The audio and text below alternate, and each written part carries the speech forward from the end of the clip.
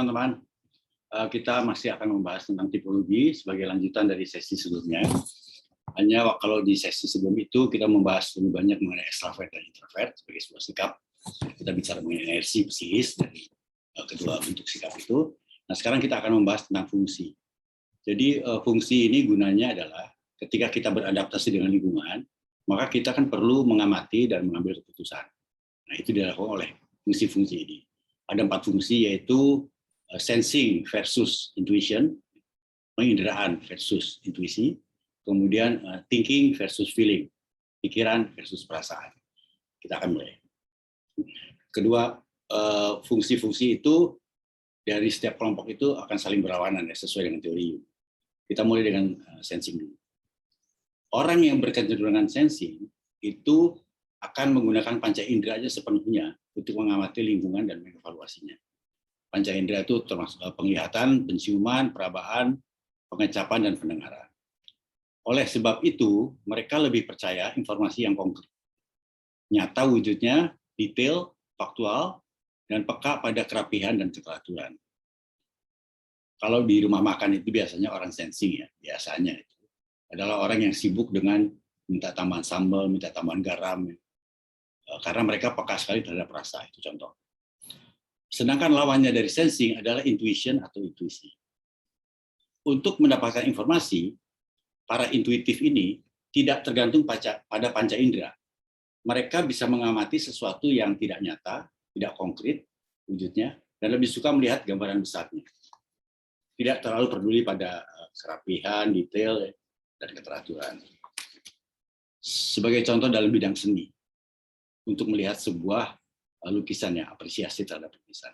Seorang sensing dia akan terpukau oleh campuran-campuran warna yang meriah, mungkin, kemudian melihat komposisi, melihat garis-garis, detail-detail ya, dia akan terpesona oleh betapa birunya, bagus sekali birunya warna langit itu, betapa miripnya daun itu dengan aslinya. Sedangkan seseorang dengan kecenderungan intuitif, dia tidak memperdulikan detail-detail tersebut. Fokus dia adalah lebih menangkap makna dari lukisan tersebut. Apakah lukisan itu ingin menyampaikan pesan mencekam, indah, atau hening? Jadi itu perbedaan antara sensing dan intuition dalam hal apresiasi terhadap seni dalam hal ini lukisan. Nah, sekarang kita lihat dalam hal puisi atau novel.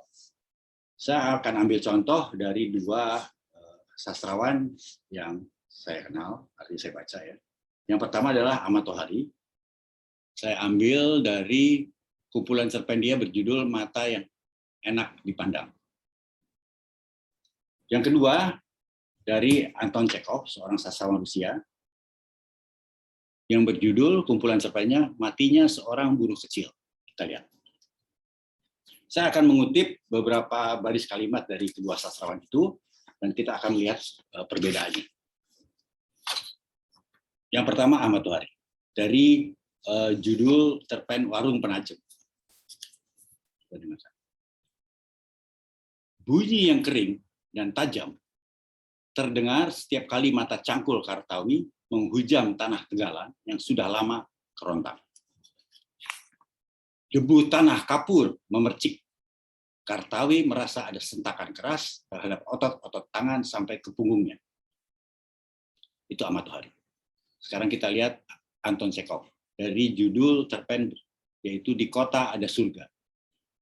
Di pagi hari, waktu cahaya pertama mencium embun, bumi pun hidup dan udara dipenuhi suara-suara kegembiraan, harapan, dan kenikmatan. Sesekali awan gelap menggamang dan guntur menyeruak marah. Kita lihat bedanya, teman-teman. Mana yang lebih baik? Jelas kedua-duanya baik. Yang berbeda hanya preferensinya. Ahmad Tohari menggambarkan suasana atau peristiwa melalui apa yang bisa kita indera. Ia pandai menggambarkan detail secara menarik, sehingga kita pembaca seolah-olah diajak untuk hadir pada suasana yang dia gambarkan itu. Sementara Anton Chekhov lebih kepada metafora. Dia melihat yang tidak terlihat. Dia berusaha menanamkan kesan-kesan di balik yang tersurat kepada pembacanya. Jadi, sementara kesimpulan adalah Ahmad Tohari dalam cerpen ini sekali lagi, menunjukkan kecenderungan sensing. Sementara Anton Chekhov intuitif. Mana yang lebih baik? Jelas keduanya baik. Ini hanya masalah preferensi atau kecenderungan dari setiap orang yang berbeda. Oleh Jung, fungsi sensing dan intuiting ini disebut fungsi irasional. Irasional itu artinya diserap begitu saja tanpa proses adjustment atau analisis. Nah, sekarang kita lihat kelompok fungsi yang lain, yaitu thinking dan feeling. Kalau sensing dan intuition itu gunanya untuk mengamati lingkungan, maka ada kelompok fungsi lain yang bertugas mengevaluasi dan memutuskan berdasarkan informasi yang didapat, kemudian melakukan adjustment. Yang berbeda adalah proses melakukan adjustment itu. Kelompok ini terdiri dari fungsi thinking dan feeling. Nah, kita lihat, orang yang berkecenderungan thinking, berpikir, akan mengambil keputusan berdasarkan benar salah, logika, dan masuk akal. Kata favorit mereka adalah gunakan akal sehat. Faktanya begitu, mana datanya? Sementara orang yang feeling akan membuat keputusan berdasarkan pertimbangan akan perasaan dan penerimaan orang lain.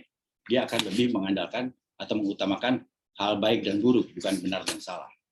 Kata favorit dari orang feeling adalah jangan menyakiti hati orang lain, kasihan, yang penting kita damai, tentram. Fairness bagi seorang thinker adalah bila semua orang mendapatkan hak dan kewajiban sesuai aturan. Sedangkan bagi feeler atau orang yang mengandalkan feeling, fairness adalah harus mempertimbangkan kekhususan setiap orang. Jadi tidak bisa sebuah aturan dipukul rata begitu saja. Seseorang yang thinking atau thinker memang biasanya bermasalah dan mereka siap untuk selalu berargumentasi dengan orang-orang yang tidak berpikir logis. Dan mereka cukup blak-blakan untuk menyampaikan bantahannya. Sementara orang feeling, dia akan mengukur dulu bagaimana perasaan orang lain, mencari cara agar terhindar dari konflik, dan menyampaikan perbedaan pendapatnya dengan cara supaya tidak menyakiti perasaan lawan bicara.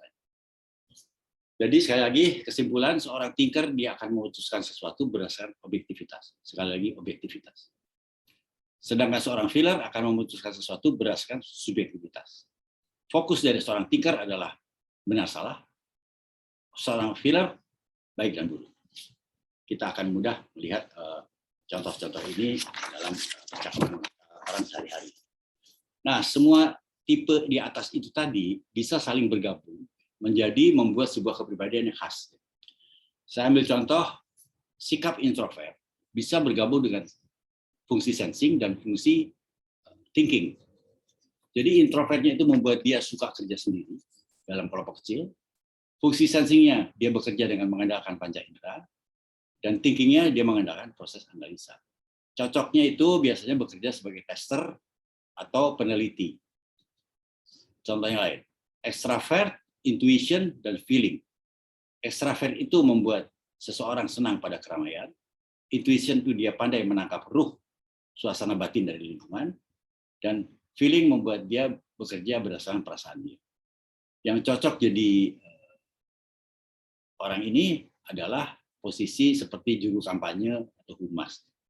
Baik, sebelum saya tutup, sekali lagi saya ingatkan bahwa tidak ada tipologi yang lebih superior dari yang lain. Tidak ada yang lebih baik daripada yang lain. Semua berdasarkan kecocokannya saja.